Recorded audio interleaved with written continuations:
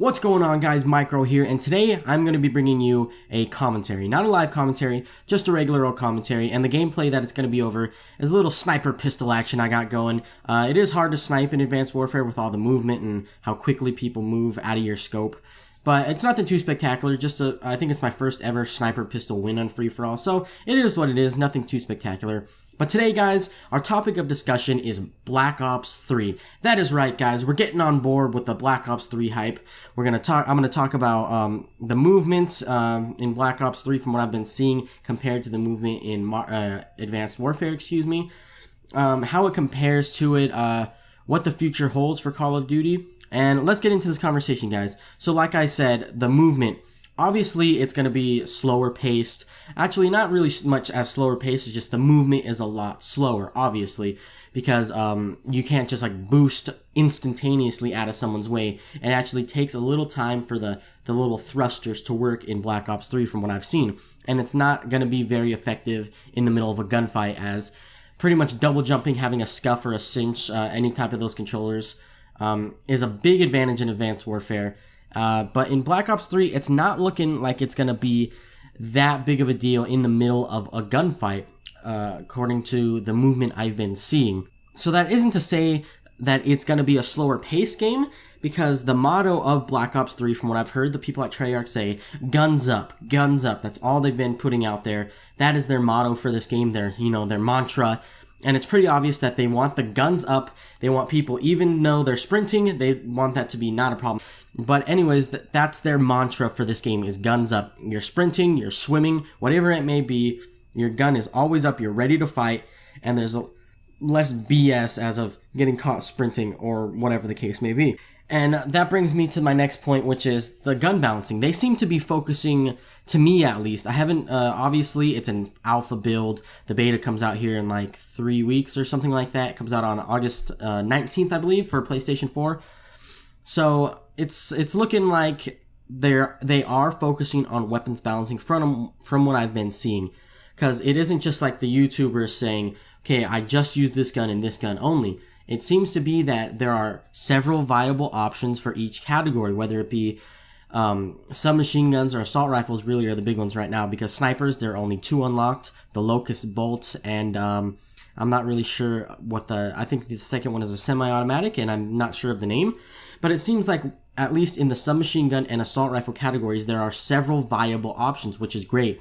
Because as we know, when Advanced Warfare first came out, it was literally just the bow, and that was the only viable option for a gun. There were no viable submachine guns. There were no viable pretty much any other guns except for the bow. As we all know, that was patched, and now it's pretty much the bow and the ASM-1, and it's gotten a little better in Advanced Warfare, but it looks like right off the bat here, Treyarch with Black Ops 3 are actually focusing on weapon balancing and making at least 75% of each category viable, which is absolutely amazing. I really hope that, especially with competitive, we're not just held down to 1 or 2 guns, because, it's gonna happen, obviously. There's gonna be one gun a little bit more overpowered than the rest, but I just hope that other guns are viable. Speaking of the beta, that brings up my next point. The beta is actually, I think, is a great idea for any game, and I believe this is the first time we've seen a beta in Call of Duty since World at War, I believe it was. And that's absolutely great, because betas, what they are designed for is to get the consumer base to get hands-on with the game, to give feedback to the developers of the game, in this case Treyarch. It's for them to better the game as a whole. They say, they give it to the community says, oh, this is way overpowered, everyone's only using this gun, there's glitches, whatever it is. Betas are designed for the developers to build the game in a forward direction. They're fixing glitches, they're fixing overpowered things, they're fixing things that aren't very popular in the community. So betas for any games, especially first-person shooter games, I feel are absolutely imperative to making the game as good as it can be on the launch date. And so I really applaud Treyarch for giving us an early beta access. We really have control over, the direction this game takes, and in terms of its longevity. The next thing I want to talk about here, guys, is something that gets overlooked in most games, if not all games, especially first-person shooters, where there's so much going on, there's so much audio and sound, whether it be the campaign, multiplayer, whatever it is, that people just overlook the audio. They think it is what it is. It's going to sound how it sounds. But what I figured, or when I realized in Advanced Warfare, is that Sledgehammer really has a good audio department. It is really crazy. I've never heard a game that sounded and made me feel like the intended purpose it was supposed to feel like. I feel like I'm in the future. The jetpacks or whatever, the weapons, they all make me feel like I'm using that weapon specific to itself. And that's something that gets really overlooked in any game, really.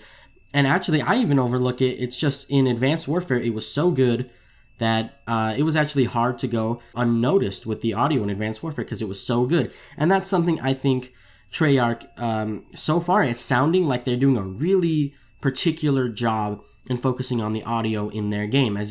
Anyways, guys, I hope you did enjoy this commentary. I enjoyed recording it for you guys. I'll hit on zombies in its own video a little bit later on, but that's how I feel about Black Ops 3 at this time compared to Advanced Warfare and what Call of Duty, what direction it's taking in general. And until next time, guys, this has been Micro. Thank you guys so much for watching. I would appreciate if you drop that thumbs up, you comment, subscribe, share, get this video out there, grow my fan base, guys, and I love you, and I will see you on the next video. Peace out, guys.